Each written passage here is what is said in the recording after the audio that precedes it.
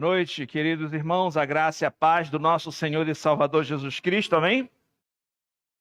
Hoje nós vamos tratar sobre o tema a missão dos pais na instrução dos filhos. Para isso eu peço que vocês abram as suas Bíblias. No livro de Deuteronômio, nós vamos ler os versos de 1 a 9. Deuteronômio, capítulo 6, os versos de 1 a 9.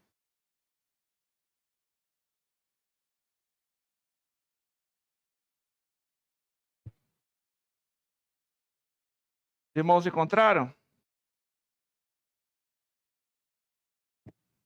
A palavra de Deus diz assim: Estes, pois, são os mandamentos, os estatutos e os juízos que mandou o Senhor teu Deus, se te ensinassem, para que os cumprissem na terra que passas a possuir, para que temas ao Senhor teu Deus e guardes todos os seus estatutos e mandamentos que eu te ordeno. Tu, teu filho e o filho de teu filho, todos os dias da tua vida, e que teus dias sejam prolongados.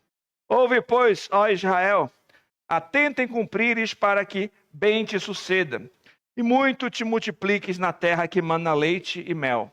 Como te disse o Senhor, Deus de teus pais. Ouve, Israel, o Senhor nosso Deus é o único Senhor.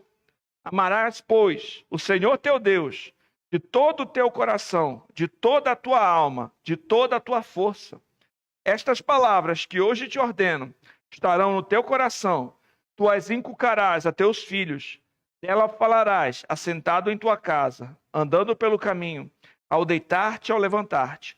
Também as atarás como sinal na tua mão, e te serão por frontal entre os olhos, e as escreverás nos umbrais de tua casa e nas portas. Vamos ao Senhor em oração. Santo Deus, Pai Todo-Poderoso, estamos diante da tua santa palavra, Senhor.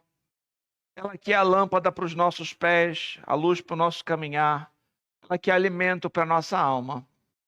Senhor, eu reconheço a minha total fraqueza, necessidade de Ti.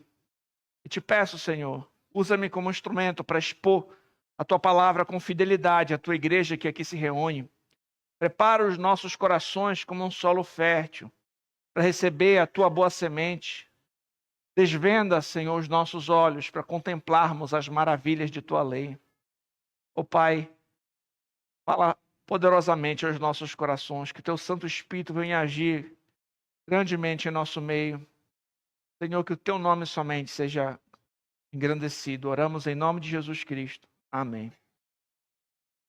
Primeiro, é importante nós considerarmos o contexto dessa passagem em questão. Nesse contexto havia um grande perigo de idolatria. Ou seja, o perigo das gerações posteriores àquela abandonarem o Senhor para seguirem ídolos, deuses ali com D minúsculo, fabricados por mãos humanas, de ouro, prata, madeira e pedras. Trazendo, todavia, para o nosso contexto, nós também podemos considerar diversos fatores sobre o assunto da nossa missão como pais e os perigos que cercam os nossos filhos.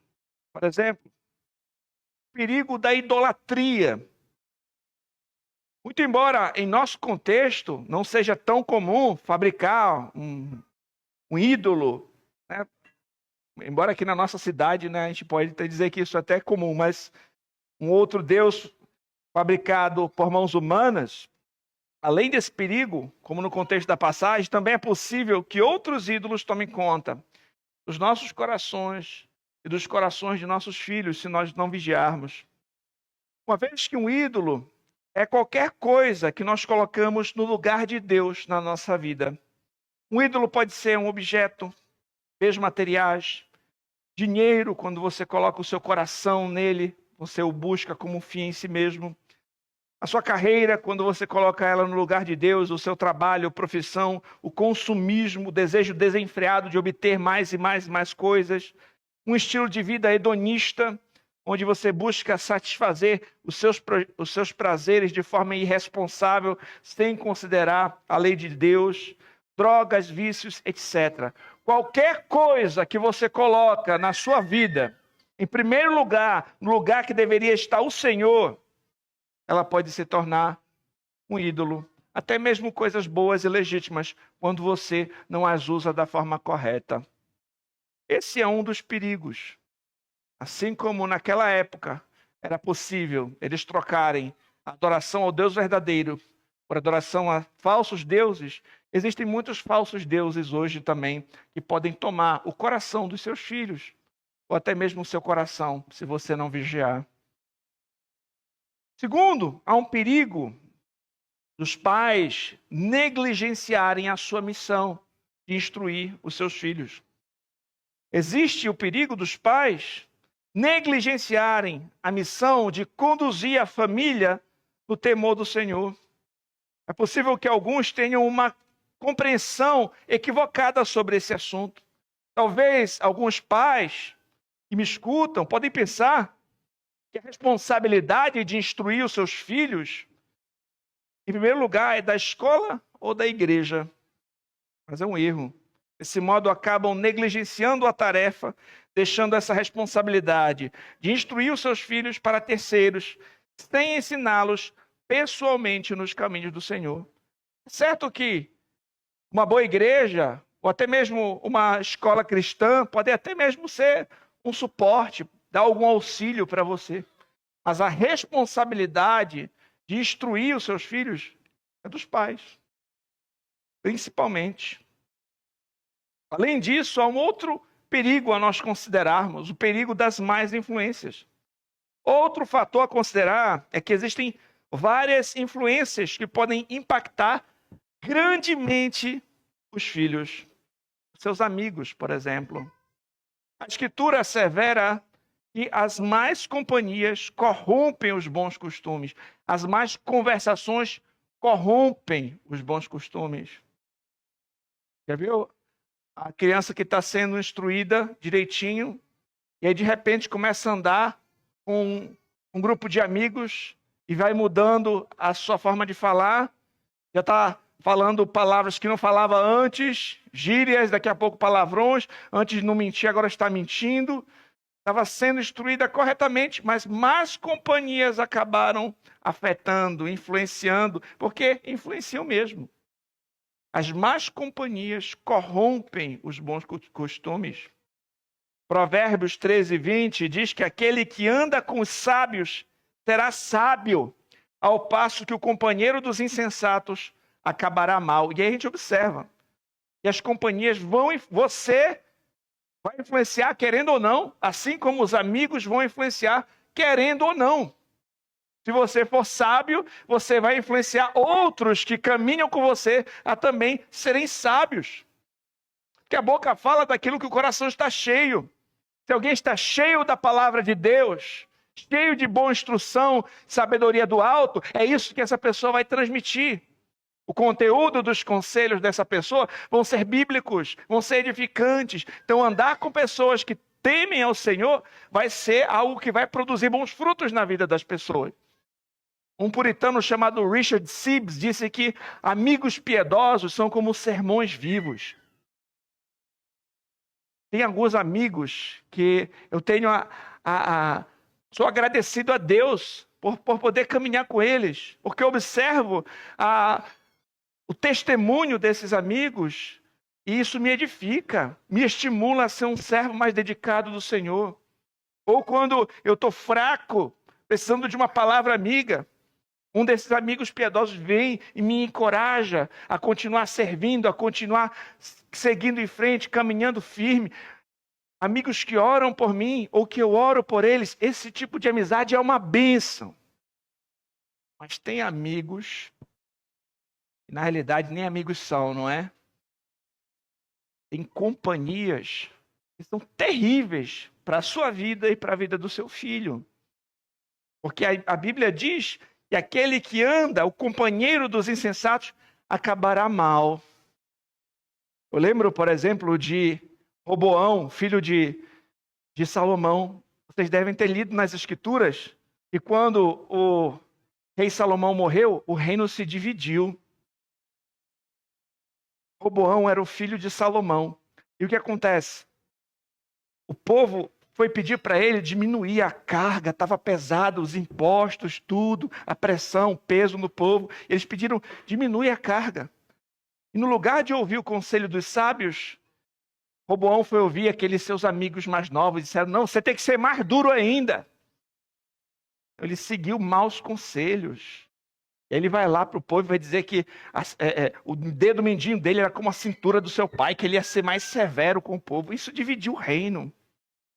Tem conselhos que são terríveis. Tem amigos que vão te influenciar. Quando eu falo esse tipo de amizade, eu digo essas companhias vão te influenciar a fazer coisas erradas. Tem amigos que vão influenciar o seu filho a seguir um caminho perverso, a se afastar do caminho do Senhor. E assim até mesmo para adultos. Casais que estão em crise vão procurar certas amizades e vão dizer, separa logo, seja feliz. Vá atrás da sua felicidade, não importa o que aconteça. Tem influências perversas, não é? A Escritura diz no Salmo 1, bem-aventurado o homem que não anda no conselho dos ímpios, não se detém no caminho dos pecadores, nem se assenta na roda dos escarnecedores. O bem-aventurado é marcado primeiro por aquilo que ele não faz, a companhia que ele não segue, o conselho que ele não dá ouvidos. Essa é uma bem-aventurança. Não seguir o conselho dos ímpios é uma bem-aventurança. Bem-aventurado é aquele que não segue, porque vão ter conselhos para você, vão ter propostas para você, vão ter pessoas que vão te indicar fazer isso ou fazer aquilo, mas que são conselhos perversos, conselhos ímpios. Assim também para o seu filho. Muitas vezes os pais não conhecem bem os amigos dos seus filhos, desconhecem o assunto das suas conversas e o tipo de influência que eles têm sobre eles. Quantos amigos, por exemplo, lembrando que eu estou falando de companhias, né? Porque quando a gente chama amigos, pensa numa coisa boa, mas esse tipo de gente não é amigo, não. Quantas companhias não influenciam os nossos filhos a seguir o caminho das drogas, por exemplo? A seguir por caminhos de moralidade. A seguir por caminhos que vão contra tudo aquilo que a lei de Deus diz. Roubar, mentir, enganar os pais, faltar a aula para fazer outras coisas. Isso é muito comum. E hoje, ainda mais, né? Com outras e outras ideias erradas que estão sendo disseminadas. A experimentar aquilo que não deveriam, antes do tempo que deveriam, ou coisas assim. E uma pergunta também deve ser feita. Nesse contexto que nós vivemos, de pessoas que se colocam intencionalmente para influenciar outras pessoas. Vocês já ouviram falar dos influencers? Influencers. Eu pergunto, quem são os influencers dos seus filhos? Quem tem influenciado os seus filhos? Atualmente, a internet também tornou um canal de acesso para milhares de influencers. Antigamente, nós nos preocupávamos quem eram os colegas ali da rua, quem eram os meninos ali da vila, do prédio, que andavam com os nossos filhos, quem são os colegas da escola, o que está passando na escola.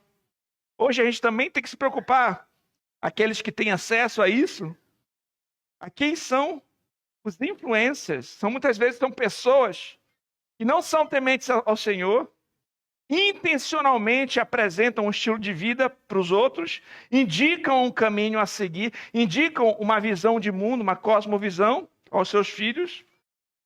E nós temos que saber quem tem exercido influência sobre a vida dos nossos filhos e sobre as nossas vidas. Inclusive, há pouco tempo saiu uma série, se eu não me engano, é Adolescente, o nome. Eu não sei se os irmãos tiveram a oportunidade de assistir, mas que fala muito sobre as mazelas que os adolescentes têm enfrentado nos dias de hoje. E às vezes nós, os pais, nem sabemos quais são esses desafios. Então, eu não vou dar spoiler da série, mas caso alguém queira assistir, talvez seja um bom alerta para nós considerarmos a respeito dos perigos que nos circundam e circundam os nossos filhos, especialmente os adolescentes nos dias de hoje. Portanto, como pais, nós precisamos considerar que seria um fracasso para nós saber que os nossos filhos conquistaram muitos títulos, boa formação acadêmica, mas não têm o conhecimento do Senhor, não amam o Senhor, caminham distante dele. Às vezes a preocupação dos pais é só essa. Está na escola? Vai ter um bom emprego. E vai, às vezes, incutindo só isso no coração do filho. Você tem que crescer, você tem que ser um bom profissional, você tem que ganhar o seu dinheiro, você tem que casar, etc. São coisas pertinentes, mas isso não pode ser o principal ou o fim em si mesmo. Por quê? Trabalho, profissão, carreira são coisas legítimas, são coisas boas. Mas existe o perigo de colocar essas coisas no lugar de Deus. Esse que é o perigo. Isso não pode ser o objetivo principal. Todas essas coisas devem ser feitas para a glória de Deus. A nossa prioridade como pais é transmitir o conhecimento do Senhor aos nossos filhos. Se os nossos filhos conseguirem obter sucesso profissional, construir uma carreira vitoriosa, conquistar boa fama, mas sem o temor do Senhor, isso deve ser para nós uma tristeza. Ele é até um bom cidadão, tem um bom emprego, ganha bastante dinheiro, mas é ateu. Isso para um pai cristão, isso é uma tristeza muito grande. Não é? Como disse o Senhor, questionou o Senhor Jesus, de que adianta ganhar o mundo inteiro e perder a sua alma? Marcos 8:36. Portanto, o nosso principal objetivo é orar para que o Senhor converta o coração de nossos filhos, é instruí-los no temor do Senhor, é transmitir a eles o conhecimento de Deus, as sagradas letras, o evangelho da salvação, e fazer tudo o que nós pudermos para isso. Claro, sabendo que quem convence o homem do pecado, da justiça e do juízo, quem é? É o Espírito Santo. Nós não temos esse poder, mas nós temos a responsabilidade de transmitir, de ensinar, de caminhar com eles, instruindo o temor do Senhor. Nós não devemos ter também aquele pensamento ingênuo de que todos os filhos dos crentes são automaticamente crentinhos. Não são. Não são. Todos precisam do Evangelho, precisam nascer de novo. Todos precisam de Jesus Cristo. Por isso, desde o ventre, caso alguma irmã esteja grávida, desde o ventre, ore pelo seu bebezinho. Ore para que o Senhor faça dele um filho, um servo de Deus, para que o Senhor lhe dê a fé salvadora. Salvação não é, a conversão não é algo que vem por nascimento natural, mas pelo novo nascimento. Clame, pregue o evangelho para o seu filhinho. Fale de Cristo para o seu filhinho. Voltando agora ao contexto da passagem, no texto que nós consideramos nesse capítulo, encontramos orientações que o Senhor deu a Moisés sobre como o povo de Israel deveria proceder na terra de Canaã, a terra que Deus prometeu aos antepassados, Abraão, Isaque e Jacó. A terra estava prestes a ser conquistada e Moisés estava no final da sua vida. Ele instrui sobre como o povo deveria proceder ali. Esse texto apresenta diretrizes claras sobre como instruir os filhos no temor do Senhor. Embora tenha sido escrito num outro tempo, num outro contexto, em outro lugar, ele tem muito a nos ensinar hoje. Nós vamos observar que os israelitas são instruídos a 3 coisas importantes. Em primeiro lugar, temer a Deus e aguardar os seus mandamentos. Esse era o nosso primeiro ponto. Em segundo, amar a Deus com intensidade. Terceiro, ensinar seus filhos diligentemente. Vou repetir os pontos, porque alguns irmãos gostam de anotar, e para também facilitar depois vocês a conversarem sobre esse sermão em suas casas. Primeiro, temer a Deus e guardar os seus mandamentos. Segundo, amar a Deus com intensidade. Terceiro, ensinar seus filhos diligentemente. Vamos examinar então cada um desses pontos. Primeiro, temer a Deus e guardar os seus mandamentos. Dos versos de 1 ao 3, o texto diz: estes, pois, são os mandamentos, os estatutos, os juízos que mandou o Senhor teu Deus se te ensinassem, para que os cumprisse na terra que passas a possuir, para que temas ao Senhor teu Deus e guarde todos os seus estatutos e mandamentos que eu te ordeno, tu e teu filho e o filho do teu filho, todos os dias da tua vida, e que teus dias sejam prolongados. Em Deuteronômio, no capítulo 5, Moisés já havia relembrado os 10 mandamentos àquele povo. Agora, ele iria continuar instruindo como eles deveriam proceder na terra de Canaã. Moisés apresenta os estatutos, os juízos divinos, e a obediência a Deus deveria surgir de um temor santo e reverente ao Senhor. O texto fala de pais, os filhos e os filhos dos filhos. Ou seja, essas instruções foram dadas visando não somente aquela geração, mas também as próximas gerações. A preocupação de Moisés era que as futuras gerações mantivessem a obediência às leis de Deus. É válido ressaltar que na antiga aliança as promessas eram condicionais. Se os israelitas, como uma nação, obedecessem a Deus, eles seriam abençoados naquela terra. Por outro lado, se eles desobedecessem, eles seriam amaldiçoados.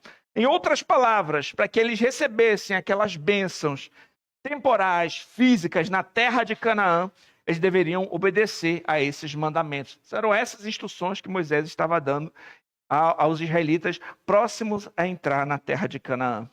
Sendo assim, nós observamos aqui que os pais tinham o dever de andar nos caminhos de Deus, mas deveriam também se preocupar com a instrução dos seus filhos e dos filhos dos seus filhos em obediência aos mandamentos do Senhor, para que eles vivessem de forma abençoada na terra prometida. Então esse aqui é o contexto. E nesse ponto é válido nós fazermos logo uma reflexão.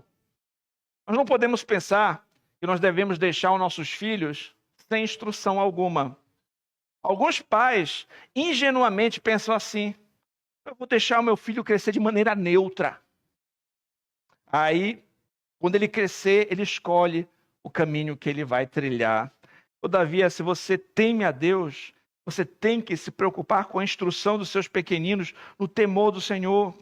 Os pais tementes a Deus devem ensinar os seus filhos e netos no conhecimento do Senhor desde a mais tenra idade. Não existe essa de deixar crescer de qualquer jeito, de forma neutra. Não existe. Alguém vai estar ensinando o seu filho. No Novo Testamento, nós observamos, por exemplo, o exemplo de Lloyd e Eunice, respectivamente a mãe e a avó do pequeno Timóteo. Desde a infância, elas lhe ensinaram as sagradas letras. O apóstolo Paulo elogiou a fé dessas mulheres. O legado que elas deixaram é muito maior do que bens materiais ou qualquer outra coisa. O conhecimento do Senhor é a maior herança que você deixará para os seus filhos. Lembre-se disso, meus irmãos. Esse vai ser o maior legado. Esse vai ser o maior legado. Deixar essa herança para os seus pequeninos, o conhecimento do Senhor. Essa lição também fica para nós, né? O maior legado que nós podemos deixar para nossos filhos é apresentá-los o caminho que leva à vida eterna. E esse caminho é Jesus Cristo. Queridos, muito pode ser feito na prática, no dia a dia, para nós instruirmos nossos filhos no temor do Senhor.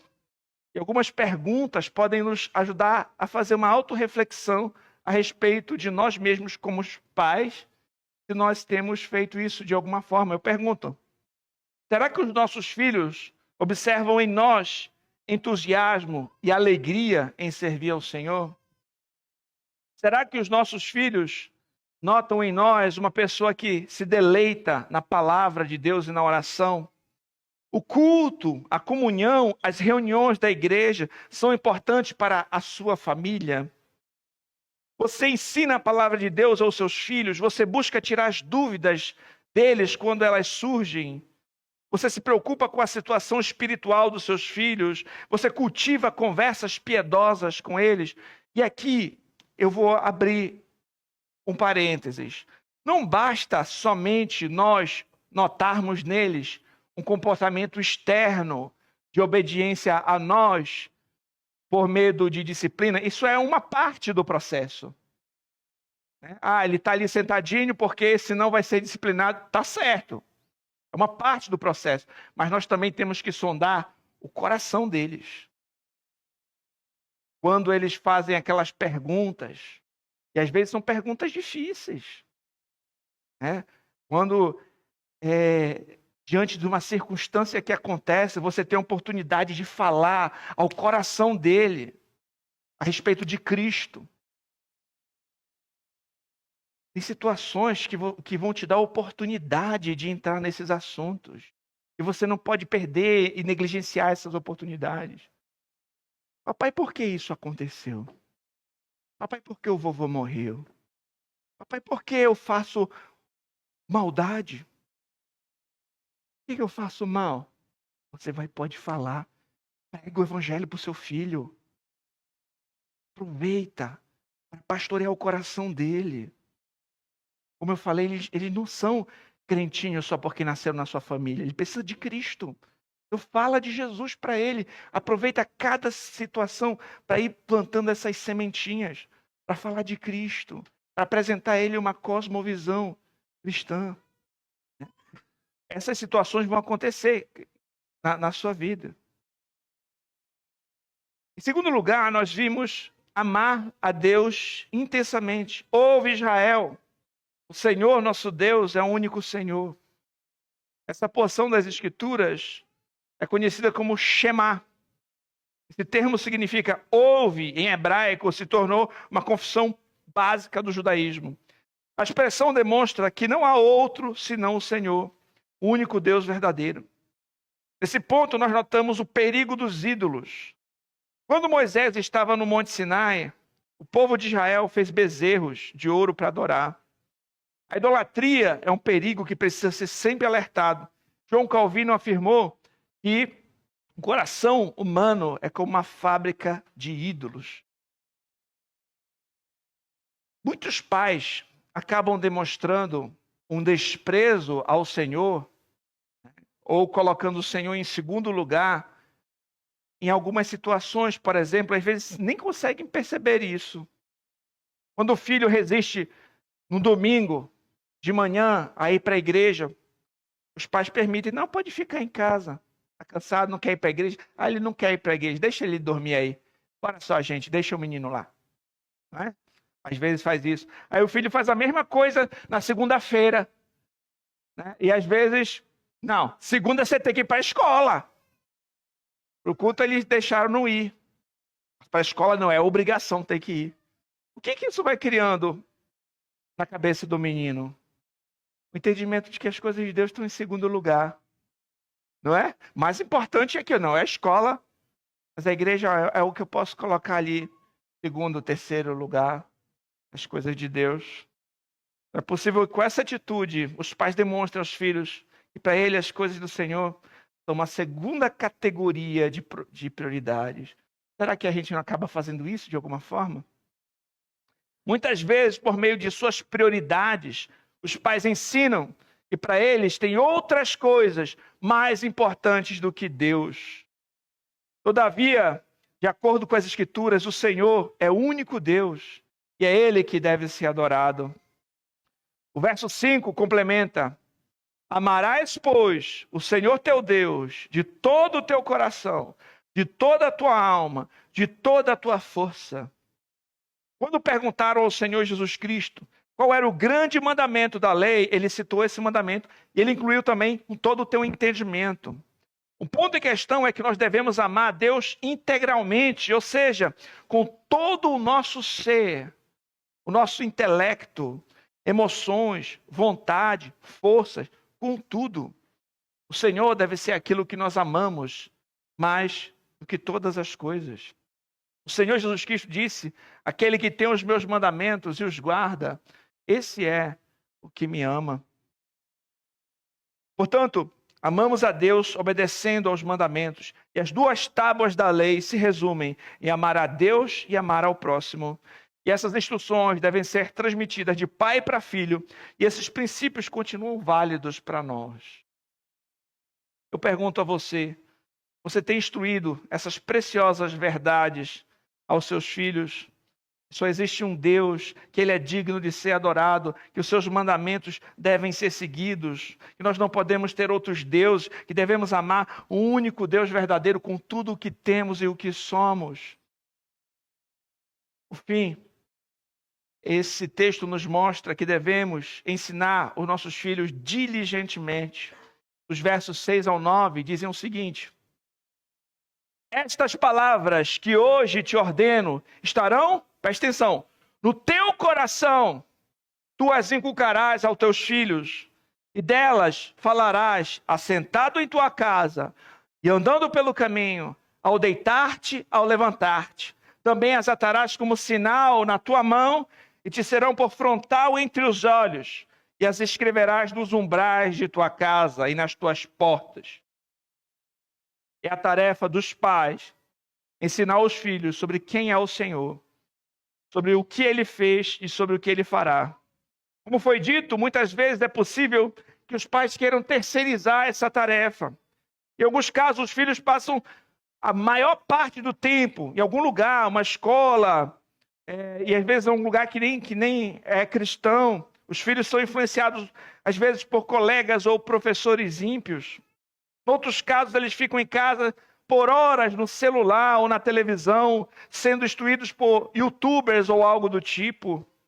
Muitos pais não supervisionam, não instruem, pensam que 1 hora de escola dominical vai resolver o problema. Isso quando frequentam a escola dominical. Não resolve. Muitos pais não passam tempo com os filhos, não têm uma boa comunicação com os filhos, não oram com seus filhos, não leem a Bíblia, nem bons livros com seus filhos. Todavia, os pais que amam a Deus e amam os seus filhos devem buscar transmitir a fé para a próxima geração. Como os pais podem fazer isso na prática? Esse texto vai apresentar instruções muito importantes. Nós vamos observar que essa instrução que os pais devem fazer em relação aos filhos deve ser feita de forma, primeiro, coerente, segundo, consistente, terceiro, cotidiana. Mais uma vez para relembrar. Coerente, consistente e cotidiana. É dessa forma que você deve instruir seus filhos. De forma coerente, de forma consistente e de forma cotidiana. Em primeiro lugar, coerência. Estas palavras que hoje te ordeno estarão no teu coração. Antes de transmitir as palavras aos filhos, certifique-se de que elas estão em você. Aqui vão algumas perguntas para ajudá-lo no seu autoexame. Para você ter credibilidade para dizer, meu filho, siga esse caminho, você primeiro deve seguir o caminho. Você não deve dizer, faça o que eu digo, mas não faça o que eu faço. Vamos buscar ser imitadores de Cristo e mostrar para os nossos filhos, por meio do nosso exemplo, o caminho que devem seguir. Como Paulo disse, sede meus imitadores, como eu sou de Cristo. Qual é o exemplo que você tem transmitido aos seus filhos? O que eles veem no seu testemunho, no seu comportamento? Você é uma pessoa que de fato ama o Senhor? A hipocrisia será notada pelos filhos. O filho vai observar a contradição entre as palavras e as ações. Ele vai notar. As crianças muitas vezes vão observar mais as nossas atitudes do que os nossos conselhos. Existem pais que querem que seus filhos estejam firmes na igreja local, enquanto eles mesmos não estão. Pais que querem que seus filhos sejam mansos, enquanto ele vive gritando. É um filho manso. Vive gritando com ele, gritando com o marido, etc. Ou o marido gritando com a esposa. Pais que não oram, mas querem filhos de oração. Pais que não leem a Bíblia, mas querem que os filhos leiam a Bíblia. Pais que não vão para a escola bíblica, mas querem que seus filhos sejam frequentes nela. As coisas não podem ser assim, meus irmãos. Nós temos que dar o exemplo. Sei de meus imitadores, como eu sou de Cristo, o que Paulo disse também é válido. Eu pergunto, como está o seu relacionamento com Deus? O que tem sido prioridade na sua vida? Você tem corrido atrás de quê? Seus esforços estão em qual direção? O que é mais importante para você? Ore a Deus, peça para que Ele te ajude. Coloque a sua vida em ordem. Busque retornar à prática dos devocionais, dos cultos domésticos, de ler bons livros, valorize a igreja, etc. Mesmo que você fale que ama a Deus, quando você não ama, o seu filho vai notar a hipocrisia. A nossa instrução deve ser coerente, certo? Eu ensino aquilo que eu busco viver. Segundo lugar, ela tem que ser consistente, a consistência. Tu as inculcarás a teus filhos e dela falarás, assentado em tua casa, andando pelo caminho, ao deitar-te, ao levantar-te. Inculcar de respeito a imprimir, ensinar incisivamente. O modo como esse verbo ele está colocado no hebraico traz a ideia de uma ação repetitiva, prolongada, diligente, incisiva, persistente. Isso exige de nós, pais, mães, dedicação, uma vez que envolve uma prática contínua. Inculcar envolve instrução verbal, envolve ensino, correção e disciplina quando necessário. Quem dera que fosse assim, não, eu já falei isso daí. Não, meu amigo, não é assim. É consistente, é inculcar, é persistente, é sempre, é várias vezes. Você não pode desistir. Inculcar, meu amigo. Dá trabalho, mas é a sua missão. Consistente, continuamente, imprimindo ali. O que você puder fazer para gravar. Uma das coisas que eu aprendi, por exemplo, é que quando a gente vai memorizar versículos, a quantidade de repetições que a gente faz ajuda a gente a memorizar, não é? Pelo menos aqui na classe Novos Membros, às vezes a gente memoriza um versículo, peço para cada um falar o versículo várias vezes, e quanto mais a gente fala e depois lembra, aquilo ali vai gravando, né? Então, às vezes, essa prática também me lembra essa necessidade de sempre orientar, sempre, continuamente estar falando da palavra de Deus, instruindo, pregando o evangelho, ensinando, corrigindo, porque imagina uma pedra bruta que está sendo lapidada, dá trabalho. A construção do caráter de uma pessoa dá trabalho. E a instrução também nos caminhos do Senhor dá trabalho. E nós estamos lidando com pecadores. Nós somos pecadores. Nossos filhos são pecadores. E só a graça de Deus para eles serem regenerados, é só a graça de Deus para nós também termos sido alcançados por Cristo. Mas o que nós podemos fazer é continuar lançando as sementes, e continuar regando, e continuar fazendo o que nós pudermos por eles. Seja orando, instruindo, ensinando, né, e relembrando as verdades da palavra de Deus. E a disciplina, meus irmãos, é algo que é também necessário. Provérbios 4 diz assim: ouvi, filhos, a instrução do Pai. Estai atentos para conheceres o entendimento, porque eu vos dou boa doutrina. Não deixes meu ensino. Provérbios 13, 24. O que retém a vara aborrece o seu filho, mas o que o ama cedo disciplina. Provérbios 19, 18. Castiga o teu filho enquanto há esperança, mas não te excedes a ponto de matá-lo. Provérbios 29, 15. A vara e a disciplina são sabedoria, mas a criança entregue a si mesma vem envergonhar a sua mãe. Efésios 6, 4. E vós, pais, não provoqueis vossos filhos a ira, mas criai-o na disciplina e a demonstração do Senhor. Então a Escritura também vai mostrar que nós disciplinamos nossos filhos por amor. Se a gente simplesmente larga eles e deixa eles fazerem o que eles quiserem, e não disciplina, a gente está fazendo mal para os nossos filhos. Porque a Escritura ensina que o pai corrige o filho que ele ama. Especialmente quando o seu filho comete um pecado intencionalmente. Esse é um outro ponto que eu queria trazer aqui. Às vezes os pais Disciplinam por acidente. Ah, o menino saiu correndo, derrubou, e sem querer ele meio estabanado, derrubou alguma coisa, vai lá e disciplina. Aí o filho mente ou bate na cara da mãe e não disciplina. Então, é um critério errado. Especialmente quando for um pecado. Está mentindo ali conscientemente. Ou está desonrando o pai e a mãe. Esses momentos, eles precisam ser disciplinados de forma bíblica. E a Escritura mostra que também, sem se exceder. A questão não é que você vai agredir a criança, ou você vai descontar a sua raiva na criança. Você vai primeiro ensiná-la o que ela deve saber. O seu filho já conhece o 5º mandamento? Honra o teu pai e tua mãe. Ele sabe o significado desse mandamento. Isso envolve respeito, isso envolve obediência, isso envolve até a reverência na forma de falar com o pai e com a mãe. Papai, o Senhor quer que eu faça isso? E quando seu filho falar errado, com desrespeito, peça para ele falar de novo, para ele ensinar. Para você ensinar ele a fazer de novo aquilo que ele fez errado, e você vai continuamente ensinando, instruindo.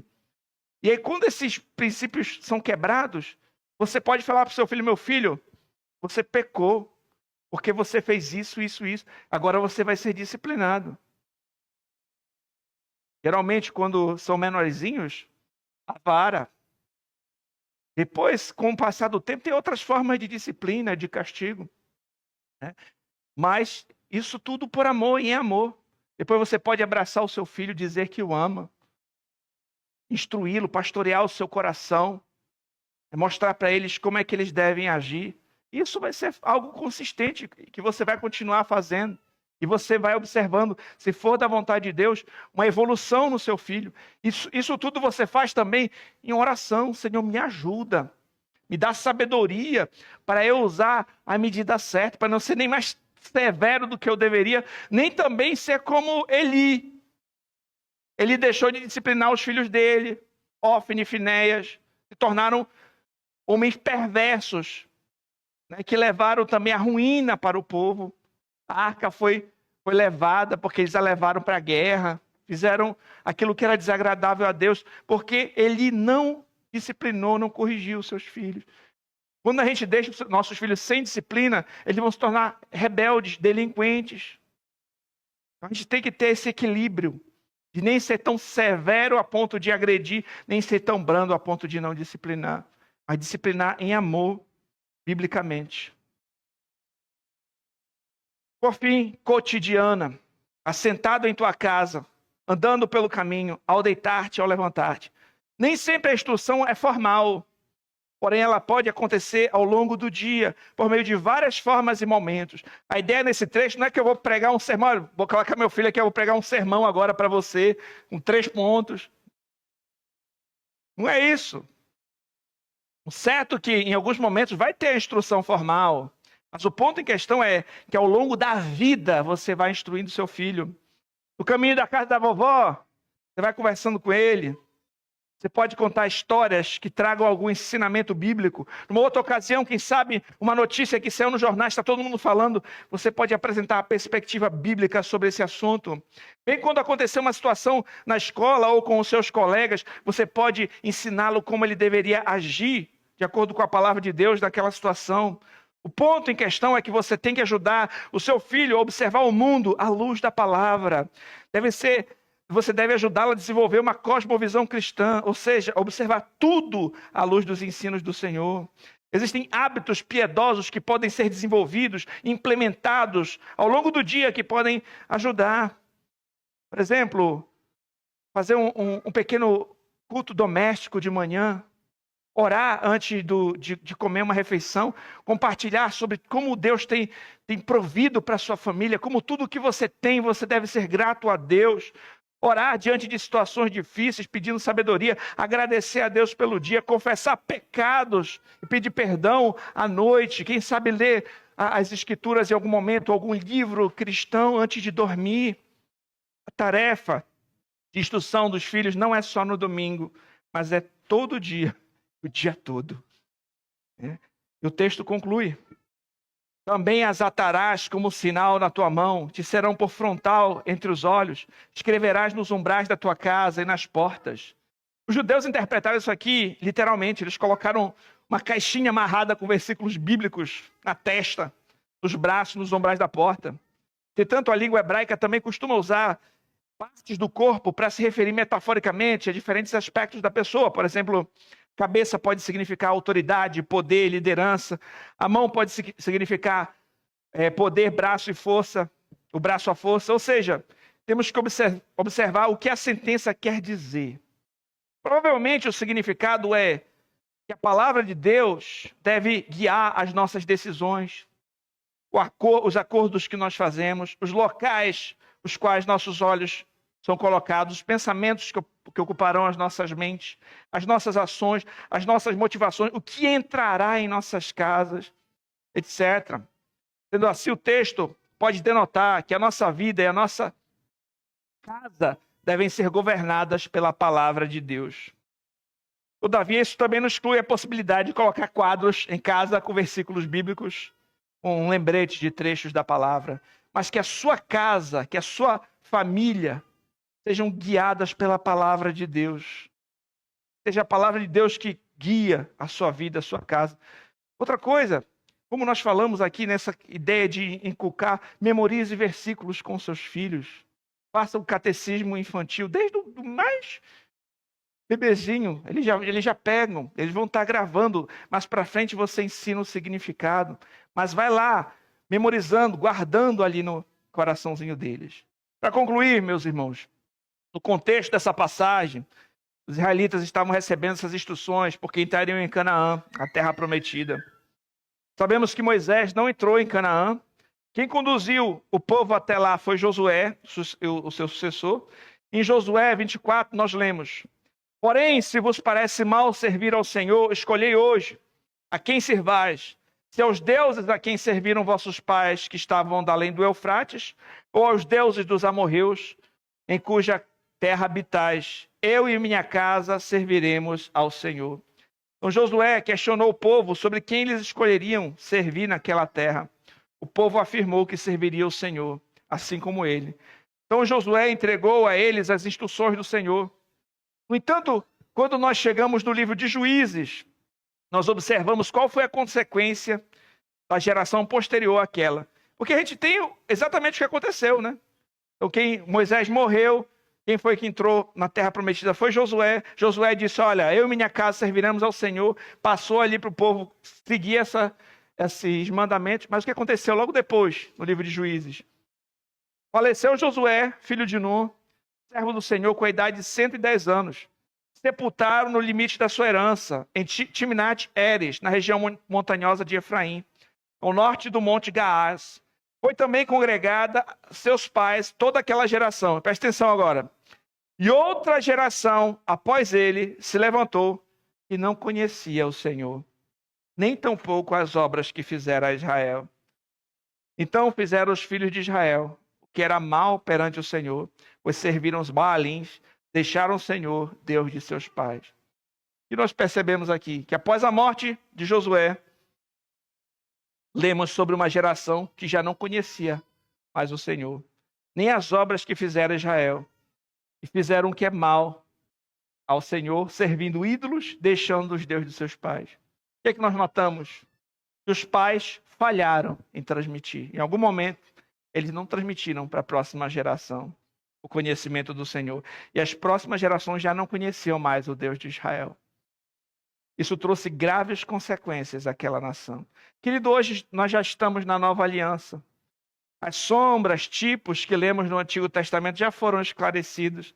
Nós encontramos todo o seu cumprimento na pessoa de Jesus Cristo. Existe uma terra prometida muito superior a Canaã terrena, isso é, a cidade celestial, cujo arquiteto é Deus. E os que estão em Cristo herdam as promessas espirituais feitas a Abraão. E existe para nós um guia superior a Josué, e ele nos conduz a um descanso perfeito. E esse guia é Jesus Cristo. É em Cristo que nós temos paz com Deus, e é em Cristo que nós vamos à cidade celestial. O povo hebreu quebrou as leis de Deus, quebraram a antiga aliança. Toda vez em Cristo fazemos parte de uma aliança que é superior, incondicional, uma vez que Cristo é quem cumpre as condições do nosso lugar. É pela graça que nós somos salvos por meio da fé. Isso não vem de nós, é um dom de Deus. Em Cristo, as leis de Deus que estavam antes gravadas em tábuas de pedra são gravadas na mente, no coração do seu povo. Em Cristo, nós somos uma nova criatura. Queridos, nós não conseguimos cumprir as exigências de Deus para a nossa salvação, mas Cristo é quem as cumpre em nosso lugar. Portanto, somente em Jesus nós temos salvação. Desse modo, por amor a Deus, nós vamos obedecer aos seus mandamentos. Nós vamos instruir nossos filhos no temor do Senhor, inculcar o evangelho nos seus corações e orar: Senhor, tem misericórdia dos meus filhos. Senhor, se for da tua vontade, quebra esse coração, dá um novo coração para o meu filho, dá fé verdadeira para o meu filho, salva o meu filho, Senhor, eu te suplico. Você, como pai, como mãe, deve fazer essa oração sempre. Esteja lá, diante do trono da graça, intercedendo por seu filho. Senhor, não deixa ele se perder, eu te suplico. A melhor coisa que um filho pode ter é um pai e uma mãe crente que oram por ele.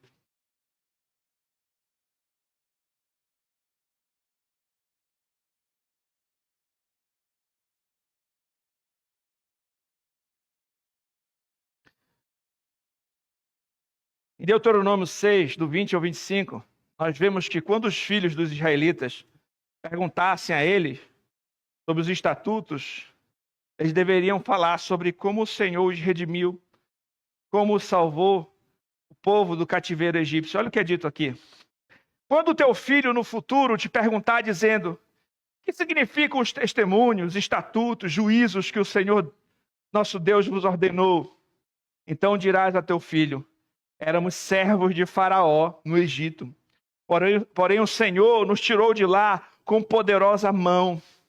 Aos nossos olhos fez o Senhor sinais e maravilhas grandes e terríveis contra o Egito e contra Faraó e toda a sua casa. E dali nos tirou para nos levar e nos dar a terra que sob juramento prometeu a nossos pais.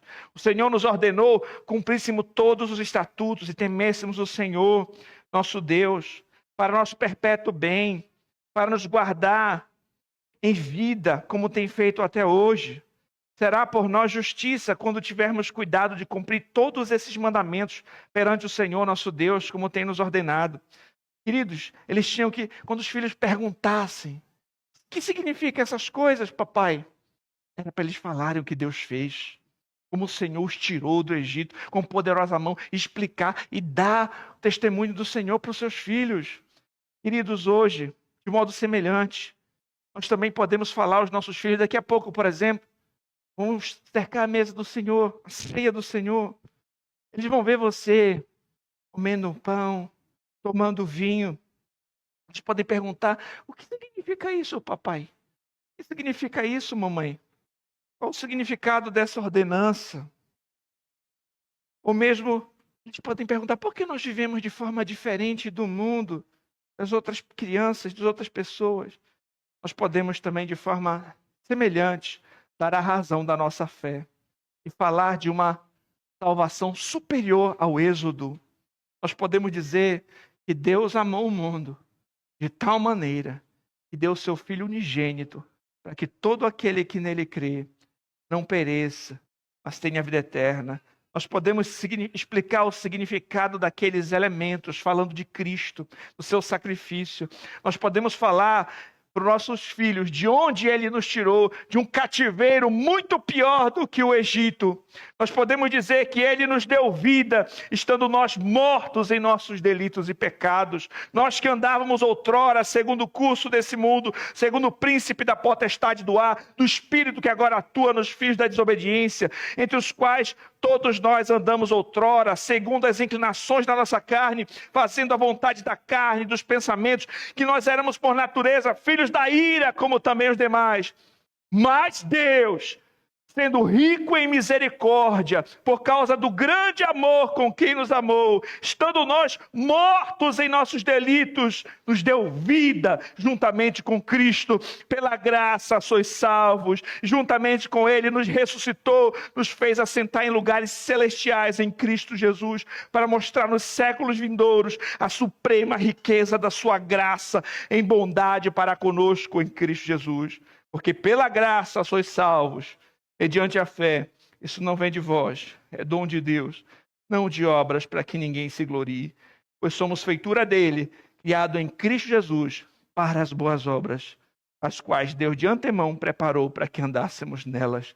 Você pode dar razão da sua fé para o seu filho. Nós estávamos mortos em delitos e Deus nos deu vida em Cristo.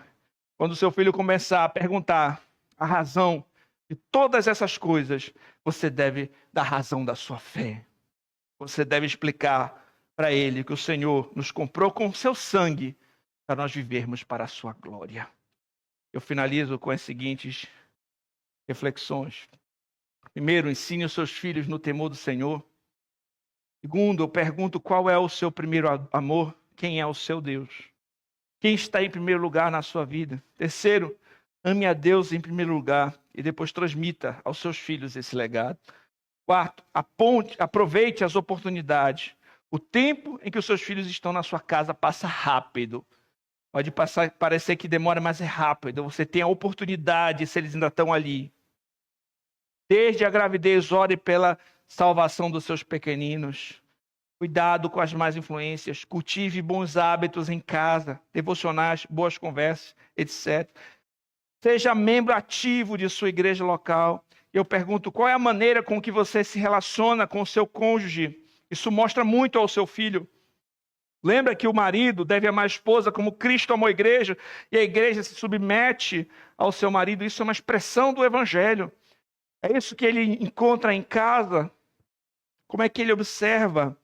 Isso mostra muito a ele. Você pede perdão quando você peca.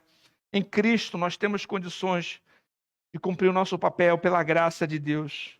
E mesmo aqueles que não têm filhos estão me ouvindo, transmita o evangelho para outros, grandes e pequenos, o seu primo, o seu sobrinho, seus amigos, por onde você passar. E caso você me escuta, e você não é um cristão, creia em Jesus Cristo para a salvação. Oremos. Pai, te louvamos pela tua palavra que tanto nos ensina, que tanto nos instrui, tanto nos admoesta. Nós pedimos perdão por nossos pecados, como pais, como filhos, mães, como servos teus, muitas vezes falhamos.